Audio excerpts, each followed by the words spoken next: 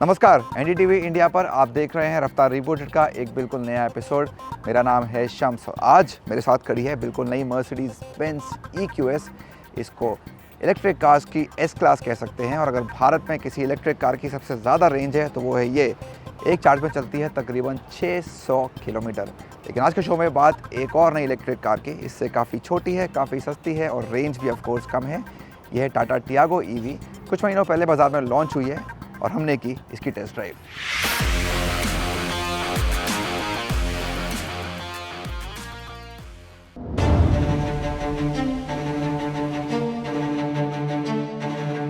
...2022 भारत में इलेक्ट्रिक वाहनों के लिए एक ऐतिहासिक साल रहा है। इसमें कई नई कारों को हर तरह के सेगमेंट में पेश किया गया, लेकिन शायद जिस कार ने सबसे ज़्यादा दिलचस्पी पैदा की वो है टाटा टियागो EV।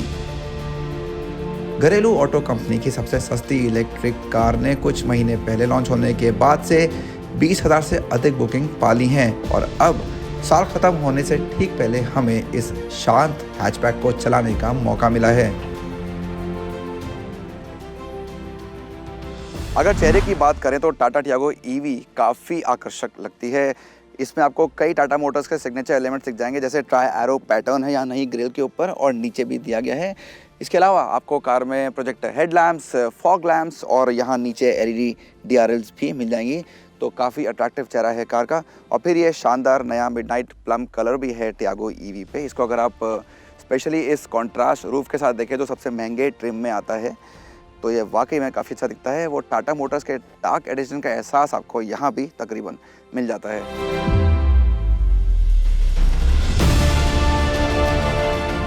पूरी कार पर नीले रंग का बढ़िया इस्तेमाल किया गया है, जो आपको बताता है कि ये एक इलेक्ट्रिक कार है। यहाँ 14 इंच के स्टील के पहिए मिलते हैं और ऊंचे ट्रिम्स पर टाटा हाइपर स्टाइल व्हील्स की पेशकश कर रही है। मिडनाइट प्लम के अलावा कार पर 4 और रंग विकल्प हैं, जिसमें ब्रांड की कई इलेक्ट्रिक कारों पर देखा गया सिग्नेचर टील ब्लू भी शामिल है। पीछे से भी कार का लुक काफ़ी अपीलिंग लगता है। अगर आप ऊपर देखें तो स्पॉइलर में ये ब्रेक लैंप्स को इंटीग्रेट किया गया है, अच्छी चीज़ है। साथ में एक LED टेल लैंप्स का सेट भी है यहाँ टियागो EV में।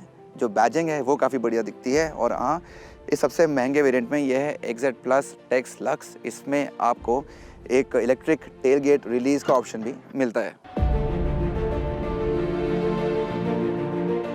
अब चलते हैं टाटा टियागो EV के कैबिन में। टाटा मोटर्स का कहना है कि टाटा टियागो EV बनाने की इकलौती वजह यह नहीं है कि आपको एक अफोर्डेबल सस्ती इलेक्ट्रिक कार दी जाए, बल्कि साथ में आपको एक प्रीमियम एहसास भी मिलना चाहिए इस हैचबैक में, और वो आपको यहाँ मिलता है। स्पेशली अगर आप इसके ऊंचे वेरिएंट्स में बैठते हैं, ये सबसे ऊंचा वेरिएंट है, टॉप वेरिएंट है, XZ+ टेक्स लक्स नाम है इसका। और इसमें आपको सिर्फ इसी में लेदरेट सीट्स और लेदरेट स्टीयरिंग व्हील आपको मिल जाती है। और भी फीचर्स अच्छे हैं। आपको ये टील ब्लू एक्सेंट्स मिलते हैं AC वेंट्स पे, जो एक EV के बारे में बताते हैं। फुल डिजिटल क्लस्टर है, बहुत सारी इन्फॉर्मेशन देता है। जो बटन्स हैं डैश पे काफ़ी अच्छी तरह से लगाए गए हैं, आप आराम से इनको एक्सेस कर सकते हैं। और हाँ, हरमान का टच स्क्रीन सिस्टम भी है, ये निचले वेरिएंट्स में भी आपको मिल जाएगा। इसमें आप Android auto, Apple CarPlay connect कर सकते हैं, लेकिन वायर से, वायरलेस नहीं है। और हाँ, साथ में आपको टाटा मोटर्स की Z कनेक्ट ऐप भी यहाँ मिल जाती है। इसमें करीब 45 कनेक्टिविटी फीचर्स हैं, तो बहुत सारे फंक्शंस को आप रिमोटली भी एक्सेस कर सकते हैं इसके ज़रिए, या स्मार्ट वॉच के थ्रू भी आप वही काम कर सकते हैं। तो ये कहना होगा कि टियागो EV एक प्रीमियम फील देती है और वाकई में हर तरह से एक कनेक्टेड कार भी है। इसके अलावा कार में start stop button, height adjustable driver seat और क्रूज कंट्रोल जैसे फीचर्स दिए गए हैं। हालांकि कैबिन में छोटे मोटे सामान रखने की जगह की कुछ कमी लगती है, खास तौर पर दरवाजों के अंदर। जब लेग रूम की बात आती है तो दूसरी रो में जगह अच्छी है, लेकिन यहाँ 3 लोगों का बैठना थोड़ा मुश्किल होगा। यहाँ हेडरेस्ट को एडजस्ट भी नहीं किया जा सकता और AC वेंट भी नदारद है। हैच में 240 लीटर का बूट स्पेस मिलता है। अब नई टाटा टियागो EV को गोवा की सड़कों पर उतारने का समय था।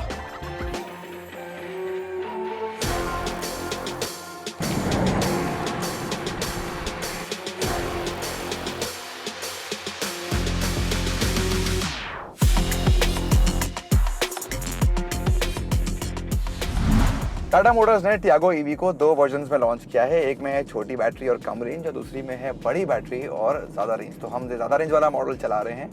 इसमें एक चार्ज में मिल जाएगी 315 किलोमीटर की रेंज। ये ARAI का फिगर है। इसमें लगी है करीब 24 किलोवाट आवर की बैटरी, जिससे आपको 74 bhp और 114 Nm पीक टॉर्क मिल जाता है। और ये आंकड़े काफ़ी अच्छे हैं। जब गाड़ी चलाते हैं तो आपको लगता है कि इनसे आपको शिकायत नहीं होती है। तो आपको तेज़ी से पिकअप चाहिए, किसी कार को ओवरटेक करना है, तो वो आप आराम से इन आंकड़ों के साथ कर सकते हैं। और ये बहुत ज़्यादा भी नहीं है, डराने वाले आंकड़े भी नहीं है। तो आपके कंट्रोल में गाड़ी हमेशा रहती है। आपको ये नहीं लगता है कि आपके कंट्रोल के बाहर जा रही है ज़्यादा टॉर्क की वजह से। छोटा 19.2 kilowatt hour battery pack 110 Nm peak torque बनाता है, जो बुरा नहीं है। इस पर आपको 255 किलोमीटर की ARAI प्रमाणित रेंज मिल जाएगी। तो टियागो ईवी में कई रीजन के लेवल्स दिए गए हैं जिनको आप इस्तेमाल कर सकते हैं। ये इस पर डिपेंड करता है कि आप कहाँ किस सिचुएशन में गाड़ी चला रहे हैं, किसी हाईवे पर तेज़ी से गाड़ी चल रही है या सिटी में चला रहे हैं या ट्रैफिक जाम में फंसे हुए हैं। तो अलग अलग लेवल्स को सेट करके आप इस कार से ज़्यादा रेंज पा सकते हैं, जो एक काफ़ी काम की चीज़ है। लेकिन अगर आपको बहुत दूर नहीं जाना है, एक लंबा सफ़र तय नहीं करना है, तो आप इस कार में स्पोर्ट्स मोड का मज़ा भी ले सकते हैं। उससे ज़्यादा मज़ेदार ड्राइव आपको मिलती है कार में। हाँ, रेंज तेज़ी से गिरती है, तो उसका ध्यान आपको थोड़ा रखना पड़ेगा।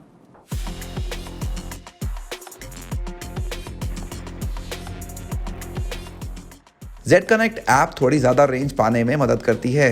ये ड्राइविंग व्यवहार की जानकारी देती है, जिससे आप ड्राइविंग के तरीके में सुधार कर सकते हैं। जितना अधिक समय आप कार के साथ बिताते हैं, उतना ही आप बेहतर समझते हैं कि सिस्टम कैसे काम करता है, और इसलिए ईवी को इस्तेमाल करने की चिंता कम हो जाती है।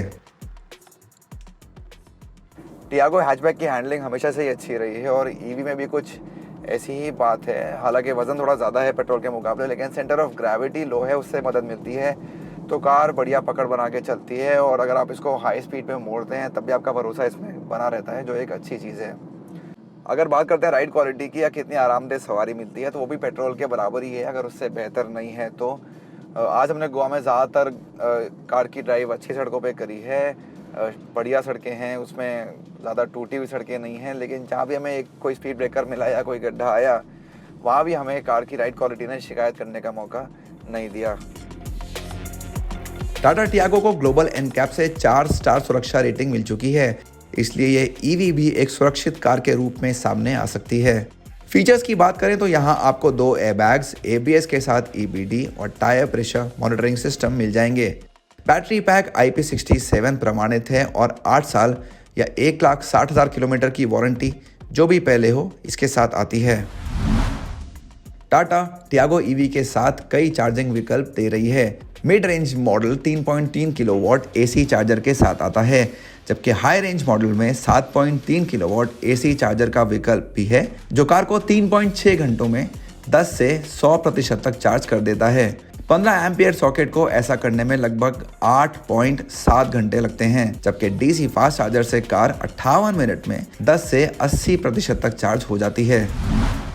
टियागो ईवी को मिड रेंज मॉडल के लिए 8,49,000 रुपए से शुरू होने वाली कीमतों पर लॉन्च किया गया था, जो हाई रेंज मॉडल के टॉप ट्रिम के लिए 11,79,000 रुपए तक जाती थी।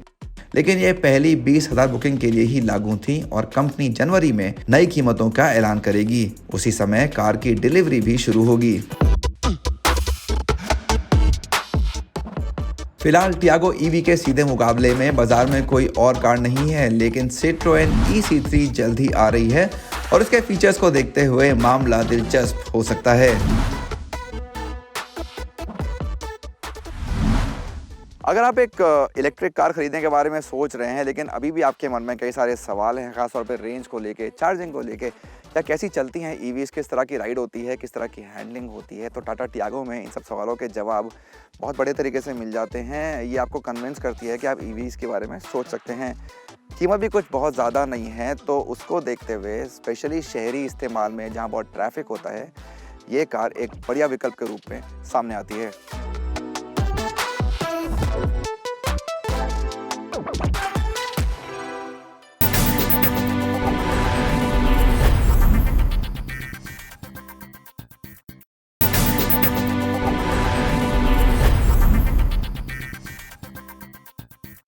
ब्रेक के बाद आप सभी का शो में एक बार फिर स्वागत है, और अब बात एक और नई कार की जो हाल ही में भारत आई है। ये है 2022 Audi Q3 SUV। इसमें कई बदलाव हुए हैं, चाहे डिज़ाइन हो या फीचर्स हो या तकनीक हो, इस बारे में सब बता रहे हैं शुभम। भारतीय लग्जरी SUV सेगमेंट में एक दौर था जब Audi का बोलबाला था, लेकिन हाल के सालों में मुकाबले में खड़ी कुछ और कारें आगे निकल गईं। अब लोकप्रिय रही Q3 की वापसी हुई है और इस SUV का तो नाम ही काफ़ी है।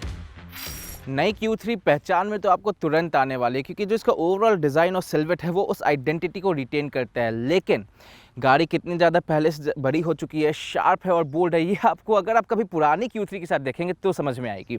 इसका जो ग्रिल है पहले से काफ़ी ज़्यादा बड़ा और बोल्ड हो चुका है। इनफैक्ट Audi एक वो कंपनी है जो बड़े ग्रिल को काफ़ी अच्छे से डिज़ाइन करती है, ओवरऑल डिज़ाइन के साथ काफ़ी अच्छा जाता है। इसके मैट्रिक्स LED हेडलाइट्स यहाँ काफ़ी शार्प दिखते हैं, एकदम राइट अमाउंट ऑफ स्कल्पटिंग मिलती है आपको इसके बोनट पे और फेस पे भी। और इनफैक्ट ये जो कॉन्ट्रास्ट है ये काफ़ी अच्छा जाता है ओवरऑल डिज़ाइन के साथ और इस कलर के साथ। तो ये Q3 बिल्कुल बेबी Q8 के जैसी लगती है, काफ़ी स्टाइलिश, और इसका जो डिज़ाइन इंस्पिरेशन है वो Q8 से ही लिया गया हुआ है। साइड से देखें तो कार में नए और पुराने का मेल है, लेकिन रैप अराउंड टेल लैंप्स को देखकर आप नई Q3 को पहचान जाएंगे। साथ ही सिल्वर स्किड प्लेट्स और डुअल एग्जॉस्ट कार को एक स्पोर्टी लुक देते हैं।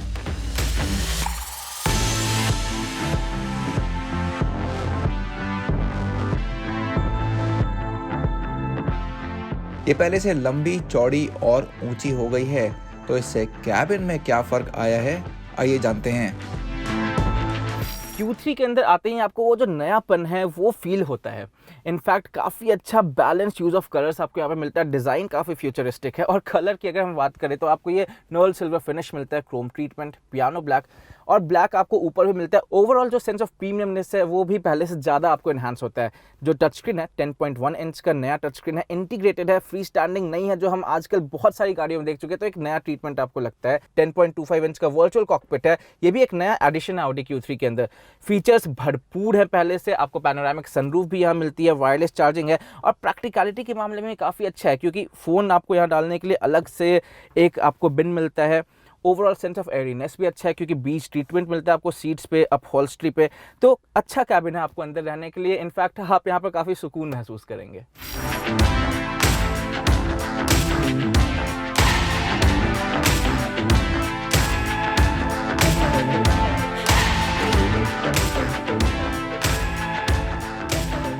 पिछली सीट पर आपको लेग रूम या हेड रूम से शिकायत नहीं होगी, लेकिन लंबे लोगों को शायद अंडर थाई सपोर्ट कुछ कम लगे। यहाँ लंबे ट्रांसमिशन टनल के चलते 2 यात्री ही रहें तो बेहतर होगा। हाँ, इनके बीच में एक बच्चा जरूर बैठ सकता है।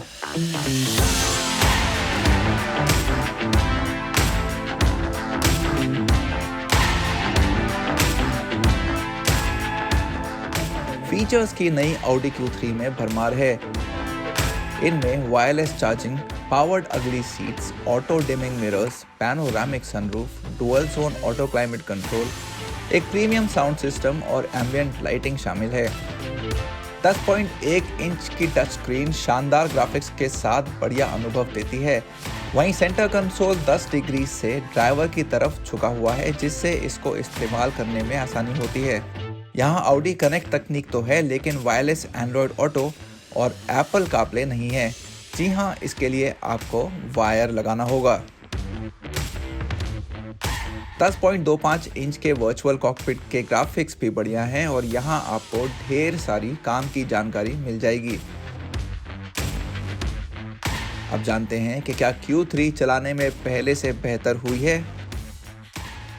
ड्राइव की शुरुआत करते ही जो सबसे पहले चीज़ आपको बहुत ज़्यादा पसंद आएगी वो है Q3 की राइड क्वालिटी, क्योंकि पहली बार सस्पेंशन इसका सपल साइड पे है। बिल्कुल राइट अमाउंट ऑफ सपलनेस आपको इसके सस्पेंशन में मिलती है। जो बम्प्स हैं, स्पीड ब्रेकर्स है, काफ़ी आराम से ऑब्जर्व करती है उसको, ये वो शार्प बहुत फील नहीं होते। ये इसकी काफ़ी अच्छी बात है क्योंकि पहले हमने Audi के सस्पेंशन को ज़्यादा स्टिफ देख रखा है। और भी जो अच्छी बात है वो ये है कि इसके डायनामिक पे वो चीज़ टोल नहीं लेती क्योंकि चैसी काफ़ी वेल बैलेंस्ड है। तो अगर आप इसको कॉर्नर कर रहे हैं तो बॉडी रोल्स काफ़ी अच्छे से कंटेन रखते हैं, वहाँ पर आपको ज़्यादा कंप्लेन नहीं मिलता है। हाई स्पीड कंपोजर भी अच्छी है क्योंकि चैसी काफ़ी स्टेबल आपको वहाँ पर लगता है। लेकिन आप अगर स्टीयरिंग फीडबैक की बात करें तो जब आप बहुत अगर स्पीड में किसी कॉर्नर को अटैक कर रहे हैं एकदम उस टाइम पे थोड़ा सा ज़्यादा आप इसमें हेफ्ट की कमी महसूस करेंगे और थोड़ा और कम्युनिकेटिव आपको ये स्टीयरिंग व्हील बिल्कुल वहाँ पर चाहिए होगा।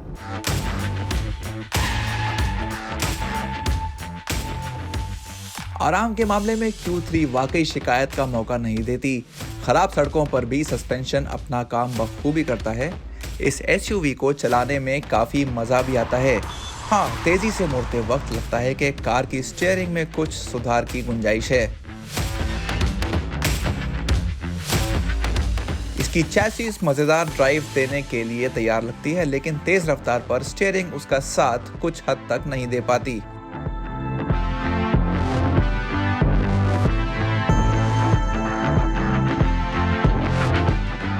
अब अगर इंजन की बात करें तो 2 लीटर इंजन जिसके साथ हम फैमिलियर है और आउडीज में हम चला चुके हैं इस इंजन को, और वैसी ही डिलीवरी है। पावर की कोई कमी आपको नहीं मिलती है, काफ़ी इवनली स्प्रेड है पूरे रिव बैंड में पावर डिलीवरी इसकी। बट जो गियर बॉक्स है डायनामिक मोड में आपको थोड़ी सी एक जो जर्क है वहाँ पर महसूस होती है, स्पेशली लॉन्च करने के टाइम पे। लेकिन अगर डिलीवरी की बात करें और इसके एग्जॉस्ट नोट की बात करें तो वो आपको काफ़ी उत्साहित कर देती है। 2 लीटर TFSI टर्बो पेट्रोल एक लोकप्रिय इंजन है जिसे फोक्सवैगन परिवार की कई कारों में लगाया गया है, लेकिन एक ऑडी में शायद ये सबसे बेहतर अनुभव देता है। ये 4200 और 6700 RPM के बीच 138 bhp बनाता है। वहीं 320 Nm टॉर्क 1500 RPM से मिल जाता है और 4200 RPM तक रहता है। 4 सिलेंडर इंजन 7 स्पीड एस्ट्रॉनिक ऑटोमेटिक ट्रांसमिशन के जरिए चारों पहियों को ताकत देता है और कई बार ये एक V6 होने का एहसास भी दे देता है। कार अब 0 से 100 किलोमीटर प्रति घंटा 7.4 सेकंड में छू लेती है और इसकी टॉप स्पीड है 220 किलोमीटर प्रति घंटा।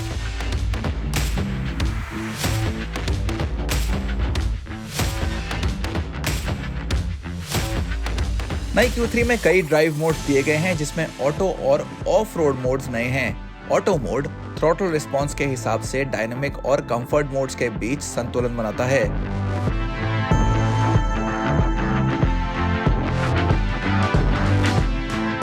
ऑफ रोड पूरी तरह से एक SUV का अनुभव तो नहीं देता, लेकिन जरूरत पड़ने पर सही पहिए को ताकत दे देता है।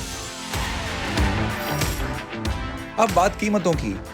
नई Q3 की रेंज 44,89,000 रुपए से शुरू होती है, जो मर्सिडीज बेंज GLA 200 से करीब 1.5 लाख रुपए कम है। तो ऑडी ने कार की कीमतें वाकई आकर्षक रखी हैं। अंत में यह कहना होगा कि नई Q3 एक पैसा वसूल पेशकश है और आपको लुभाने के लिए तैयार है।